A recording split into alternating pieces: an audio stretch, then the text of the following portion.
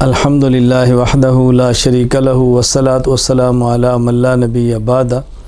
پارہ نمبر 23 سورہ یاسین۔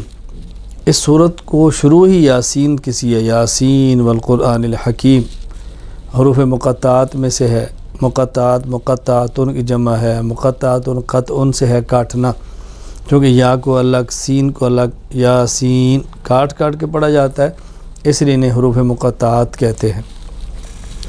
اللہ تعالیٰ نے اس کے آغاز میں انبیاء علیہ السلام کا ذکر کیا ہے، 3 نبیوں کا ذکر ہے، پھر قوم کا ان کو نہ ماننا، جھگڑنا، اس پر پھر ایک امتی حبیب نجار جو اپنی قوم کو سمجھاتے ہیں ایک ایسے شخص ہے، اللہ کا نبی ہے، تم سے مطالبہ نہیں کرتا، تم کیوں اس کی بات نہیں مانتے؟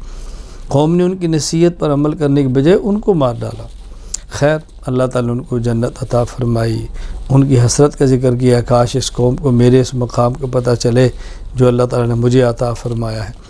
تو اس سے معلوم ہوا کہ اہل حق کو نبی کی بات ماننی چاہیے، اور جو پیغمبر کی تائید کرتے ہیں ان کی بات ماننی چاہیے۔ جس طرح آج کے دور میں علماء ہیں، پیغمبر کی بات سمجھاتے ہیں، نبی والے دین کی طرح بلاتے ہیں، تو ان سے ٹکرانا نہیں چاہیے، بلکہ ان کی بات کو ماننا چاہیے۔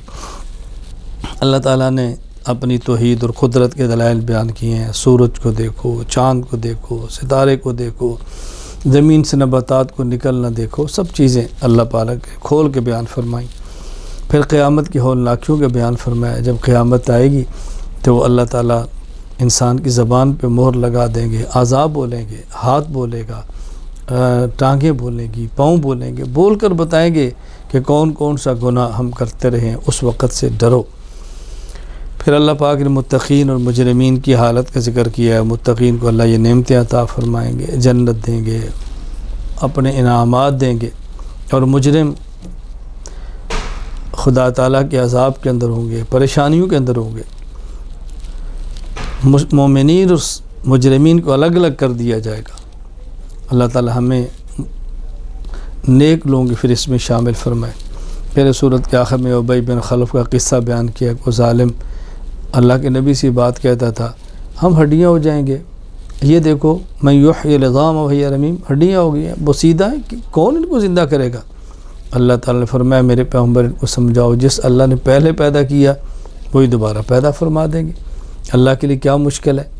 وہ اللہ جو سبز درخت سے آگ پیدا کر سکتا ہے، کہ اس مردے کو دوبارہ زندہ نہیں کھڑا کر سکتے؟ یوں اللہ تعالیٰ نے بات کو سمجھایا۔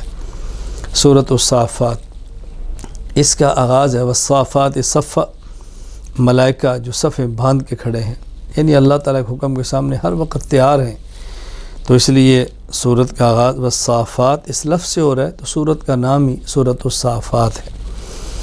اس سورت میں اللہ تعالیٰ نے قیامت کے عقیدے کو پھر ذکر فرمایا ہے، بعث بعد الموت کا ذکر کیا ہے، دلائل سے بات سمجھائی ہے۔ مشرکین کہتے ہیں ہم کیسے؟ فرمایا تم بھی ہو، تمہارے آباء و اجداد، ہم سب کو کھڑا کریں گے۔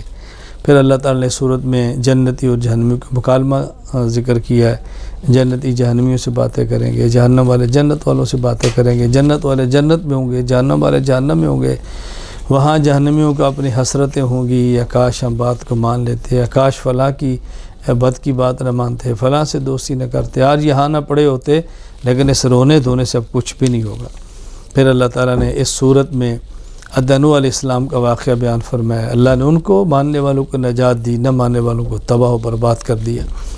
حضرت ابراہیم خلیل اللہ کا واقعہ بیان کیا ہے، ان کے بیٹے اسماعیل کا ذکر کیا ہے کہ حضرت ابراہیم علیہ السلام کو خواب آئی ہے، بیٹے کو ذبح کر رہے ہیں، بیٹے سے پوچھا، بیٹے نے کہا ابا جی میں تیار ہوں۔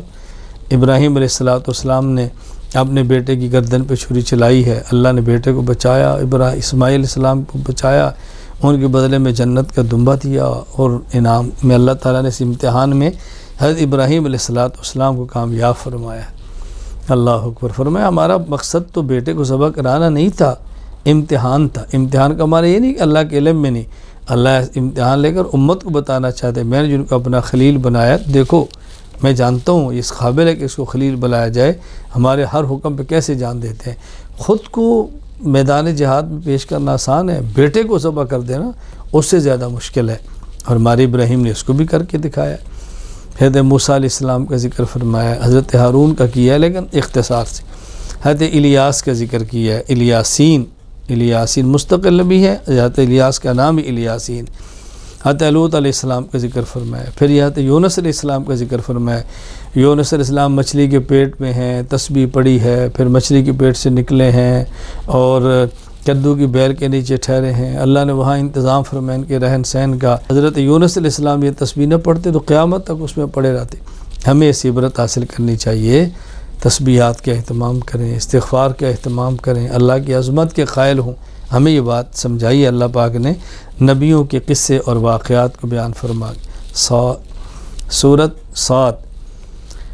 صاد والقرآن ذی ذکر، کیونکہ سورت کے شروع میں حروف مقطعات میں سے ایک حرف صاد ہے، اس لیے سورت کا نام ہی سورہ صاد ہے۔ یہاں اللہ تعالیٰ نے مشرکین کی سرکشی کا ذکر کیا، مشرکین کی تکذیب بیان کی ہے۔ مشرکین کہتے تھے ہمارے پاس نبی بھیجتے ہیں تو انسانوں کیوں بھیجتے ہیں، کسی فرشتے کو بھیجیں، تم جب انسان ہو تو نبی انسان ہی آئے گا، انسان کی ضرورتیں انسان زیادہ سمجھتا ہے۔ تو اللہ تعالیٰ نبیوں کے واقعات بیان فرماتے ہیں اور مشرکین کی تردید فرما رہے ہیں۔ داؤد علیہ السلام کا ذکر کیا ہے، داؤد علیہ السلام کو اللہ نے خلافت دی ہے، نبوت کے منصب پر فائز ہے، ان پر بھی امتحان آئے لیکن امتحان میں کامیاب ہوئے۔ نبی پر امتحان اس کی شان کے مطابق ہوتا ہے، امتی کے امتحان اس بیچارے کی حیثیت کے مطابق ہوتے ہیں۔ تو داؤد علیہ السلام کا قصہ بیان فرمایا۔ حضرت سلیمان علیہ السلام کا واقعہ بیان کیا، اپنے گھوڑے ملاحظہ فرما رہے ہیں، اللہ کی نعمت ہے، جہاد کے گھوڑے ہیں، وہ دیکھتے ہوئے شاید نماز کا وقت آگے گزر گیا، سلیمان علیہ السلام نے گھوڑوں کو کاٹ ڈالا کہ میں اللہ کی عبادت میں کسی چیز کو بھی برداشت نہیں کر سکتا۔ پھر اس میں فرمایا کہ سلیمان علیہ السلام نے دعا مانگی، اللہ مجھے ایسی بادشاہت دے میرے بعد کسی کو نہ ملے، اللہ نے دی ہے۔ پھر حضرت ایوب علیہ السلام کا واقعہ بیان کیا۔ ایوب علیہ السلام بڑی آزمائش سے گزرے ہیں، بڑی بیماری سے گزرے ہیں، بڑی تکلیف سے گزرے ہیں، ان کی اہلیہ نے ان کا ساتھ دیا ہے۔ ایک وقت آیا اللہ پاک نے پھر صحت دی ہے، اولاد دی ہے، جو اللہ نے نعمتوں سے نوازا ہے۔ تو کبھی مشکل تکلیف آ جائے انسان برداشت کرے، اللہ سے تعلق کو مضبوط رکھے، یہ وقتی آزمائشیں ہوتی ہیں، گزر جاتی ہیں۔ تو اللہ نبیوں کے قصے بیان کرا فرما کے امت کو یہ باتیں سمجھا رہے۔ اللہ اکبر۔ پھر آگے بیان فرمایا کہ دیکھو پیغمبر کے ذمہ کام سمجھانا ہے، منوانا نہیں ہے۔ انما انا منذر، منوانا نہیں ہے، سمجھانا ہے۔ نبی کہہ رہے میں تم سے پیسے نہیں مانگتا، اجرت نہیں مانگتا، میں مشرکین سے کوئی چیزیں نہیں مانگتا۔ ہاں یا یہ مسئلہ یاد رکھیں، اہل علم متقی اور علماء اپنوں سے کوئی چیز لیں یہ الگ چیز ہے، اور غیر سے لیں الگ چیز ہے۔ پیغمبر کفار سے فرماتے تھے کہ میں تم سے کسی چیز کا مطالبہ نہیں کرتا۔ یہ میں نے اس لیے کہا کہ بعض لوگ اس کو بطور دلیل کے پیش کرتے ہیں کہ یہ دین پڑھانے والے کی اجرت لینا جائز نہیں، اس مسئلے کا اس آیت سے کوئی تعلق نہیں ہے۔ پیغمبر غیروں کو کہہ رہا ہے، اور آج بھی دین کا کام کرنے والے غیروں سے تو کبھی بھی نہیں کہتے کہ ہمیں کوئی چیز دے دو۔ اللہ تعالیٰ دین سمجھنے کی توفیق عطا فرمائے۔ سورۃ الزمر، اس کے آغاز میں اللہ تعالیٰ نے عقیدہ توحید کو بیان فرمایا ہے اور اس پر دلائل بیان فرمائے۔ موحد اور مشرک کی مثال اللہ نے سورت میں آخر میں بڑی وضاحت سے بیان فرمائی۔ اللہ اکبر۔ فرمایا مشرک اس غلام کی طرح ہے جس کے آقا کئی ہوں، اور مومن موحد اس غلام کی طرح جس کا مالک صرف ایک ہو۔ ایک مالک کو جا اور کئی مالک کو جا، تو مثال دے کر بات سمجھائی ہے کہ شرک سے بچو اور توحید کو اختیار کرو۔ اللہ تعالیٰ نے اس مثال کو بیان فرما کے یہاں پر پارے کا خاتمہ فرمایا ہے۔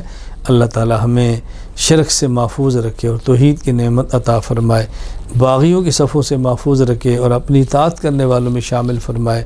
اللہ تعالیٰ تمام انبیاء پر ایمان لانے کی توفیق عطا فرمائے۔ وآخر دعوانا الحمد للہ رب العالمین۔